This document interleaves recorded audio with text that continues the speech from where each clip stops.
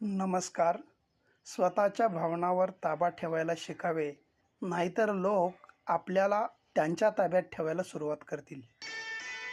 जीवनात 3 मंत्र नेहमी लक्षात ठेवून आचरणात आणायचे असतात.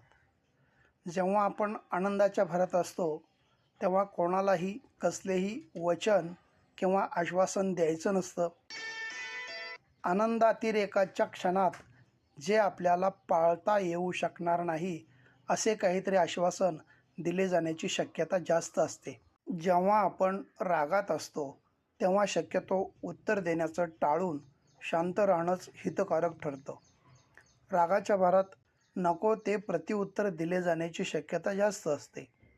आणि तिसरी गोष्ट, जेव्हा आपण अतिदुःखात असू, तेव्हा कुठलेही महत्त्वाचे निर्णय घ्यायचे नाहीत. दुःखद प्रसंगी आपली मनस्थिती महत्त्वाचे निर्णय घेण्यास सक्षम नसते, त्यामुळे निर्णय चुकण्याची शक्यता जास्त असते.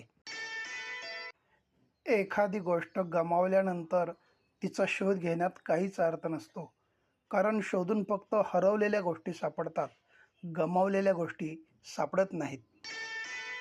औदार्यपूर्ण असलेल्या श्रीमंताला देखील धान्याचे दाणेच माहीत असतात. दुष्काळ कसा असतो, किती भयानक असतो, हे त्याला कधीच माहीत नसतं. विरोधी लोकांनी पुढे आणलेली एखादी गोष्ट मागणं ही अगदी क्षुद्र बाब आहे. गरिबी ही संपत्ती नसेल, तर ती दरिद्रताही नाही. अहंकाराचा आकार वाढला की तो सत्य कधी स्वीकारत नाही. आपल्या वाट्याचे प्रत्येकाचे आयुष्य मर्यादित आहे, त्यामुळे इतरांच्या आयुष्यात डोकावून काय चाललंय या चौकशा करण्यात आपला वेळ वाया घालवू नका.